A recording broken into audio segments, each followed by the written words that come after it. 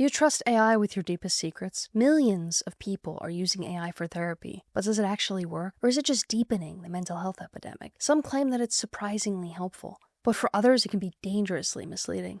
So let's explore what happens when AI listens too closely. Before we dive in, I want to hear from you in the comments. Would you trust an AI therapist with your darkest secrets? Do you think AI is revolutionary or just another form of digital escapism? This video is just part one of an entire series exploring how AI affects both the individual and society. So if you enjoy exploring consciousness, psychology, and modern life, please like and subscribe so we can continue our journey together.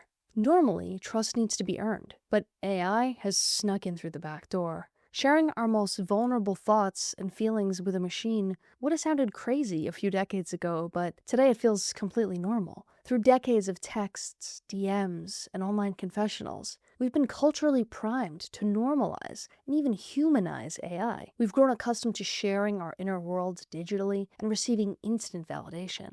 For the adoption of any new technology, there's always a priming period. If AI had launched in, say, the 1970s, people would have rejected it outright. It might have felt mechanical and detached, yet today, it feels as natural as sending a text or sharing a photo on social media. But emotional safety isn't the only thing AI is replacing. Next, we'll talk about how it's reshaping intimacy itself. Like most things in the modern age, AI therapy is cheap, fast, and convenient. It provides instant dopamine hits like psychological junk food. It's as if someone said, I have a great idea. Let's take all the worst elements of modern life, all the most addicting and harmful parts, and bring them into the therapeutic environment. Why should therapy end after 60 minutes when we can turn it into a never-ending endeavor, similar to the endless scroll on social media? Let's pretend to bring people together, but actually increase isolation by programming AI to agree indefinitely with even the most unreliable of narrators. Why should brain rot look like social media and memes when we can dress it up as the DSM? And just like social media, AI leverages decades of psychological research, not to heal, but to create dependency, maximize engagement and subscriptions. Over 70% of communication is nonverbal, making traditional therapy heavily reliant on body language. Sometimes what's more important isn't what you say, but rather how you say it. And if you're typing into an AI, the entire nonverbal aspect of therapy is completely irrelevant. AI may be blind for the moment, but it isn't deaf. It can actually analyze your voice. In 2025, a Kitsugi voice biomarker study found AI could diagnose depression from just 25 seconds of speech with over 70% accuracy. Which sounds promising. It could help bring affordable diagnosis to more people. But once that data exists, who gets to decide how it's used? If voice analysis is used to help treat people, that's great. But power like that often goes abused. And with such accurate diagnosis from so little input, it's easy to imagine the data being used to profile people by insurance companies, employers, banks, credit agencies, or virtually any authority with some kind of power over your life. And this raises another question. What data is used to train AI? And did users consent? Even top AI experts don't completely know how AI models work. Top AI engineers in the world who create these things, we have no idea how AI actually works. Could your private conversations be training AI without anyone even realizing it? Now I want to tell you about one of the most dangerous contradictions facing AI. But first, the frightening reality is this. At its core, AI isn't there to help you. It's there to hold your attention. Even the AI built specifically for therapy still has one goal in mind, keeping you subscribed. Stanford University found chatbots offering harmful advice to users in crisis. Other research reveals AI-induced psychosis, where emotional attachment to chatbots led people to lose their grip on reality. Some real-world examples are startling. Some users really believe AI has awakened and is sending them divine messages, and they form cults around AI-generated wisdom. One woman's husband claimed AI convinced him he was a messiah, and he quickly spiraled into delusions.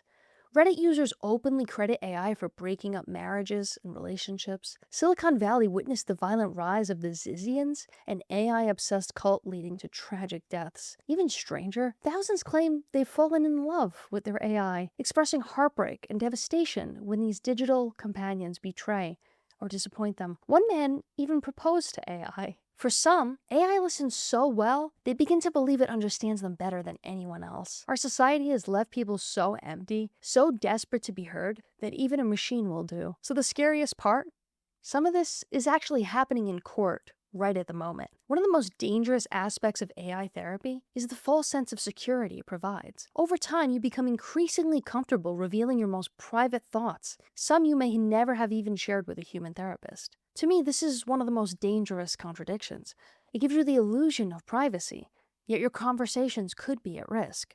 For example, the New York Times recently sued OpenAI, alleging ChatGPT models were trained illegally on their content. A federal court ordered OpenAI to retain all ChatGPT user logs, including conversations users tried to delete. Even deleted conversations must now be stored indefinitely for potential legal examination. Typically, OpenAI deletes chats within 30 days, but this ruling overrides that policy, impacting millions of users. Conversations once considered private are now vulnerable. Real therapy operates under strict regulations like HIPAA, ensuring patient confidentiality. But AI therapy has no comparable universal protections. Your private AI conversations could become evidence in legal cases or leaked publicly. If history teaches us anything, it's that it repeats itself. Consider the Ashley Madison leak, where personal details from a website for extramarital affairs were exposed, leading to shattered marriages and self-harm. The data from AI therapy could be even more sensitive and damaging if leaked. Now imagine a data leak of your deepest traumas and insecurities. That's the territory we're entering. Another rarely discussed topic is AI addiction. Countless confessions online describe people becoming addicted to AI or chatbots. Endless validation and praise can easily hook vulnerable people. For those already hooked on social media or the internet, transferring that addiction to AI is very tempting, as it offers endless interaction and validation. But AI offers a sort of pseudo-intimacy, immediate gratification without holding you accountable for emotional growth. AI will tell you exactly what you want to hear, reinforcing problematic behaviors and beliefs. Real connection and therapy pushes you. It asks uncomfortable questions. AI doesn't. It just keeps you scrolling, deepening addictive cycles and social isolation. And here's the scariest part: some users don't even realize they're addicted. AI therapy isn't all bad. For isolated individuals, those facing 3 a.m. anxiety attacks, or marginalized groups fearing judgment, AI provides essential stigma-free access. For disabled or isolated people, AI might offer essential mental stimulation they couldn't otherwise access. But many people, especially adolescents, might prefer AI simply because it's easier than human interaction, and usually more validating. Over half of US adults with mental illnesses go untreated each year. AI therapy might not offer deep healing, but something is sometimes better than nothing. And anyone who has ever been to a bad therapist knows the negative impact it can have. I briefly tried therapy.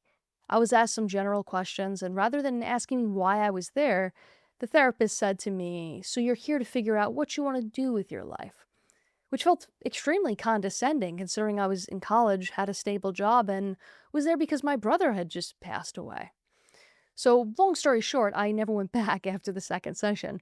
So, I completely understand why people are turning to AI for therapy, but I also believe in assessing the risks. AI therapy can help those grounded enough to use it productively and with insight, but risks of privacy leaks, further isolation, and potential control over vulnerable populations remain. We already rely on technology for communication, navigation, and memory. Are we really ready to depend on it emotionally too? When AI listens too well, it doesn't just mirror your mind, it could potentially change it. Do you think it's safe to trust AI with this much personal information? Have we crossed a line we can't come back from? In my next videos, I'll explore how AI therapy affects specific mental health conditions and reveal the one group most at risk.